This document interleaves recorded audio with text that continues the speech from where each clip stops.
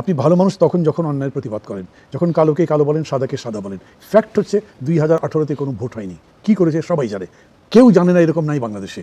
2014-তে 154টা আগেই জিতে যায়, তারপরে সেটা একটা ভোট। তো তারপরে আপনি সদিচ্ছা কাকে জিজ্ঞেস করবেন?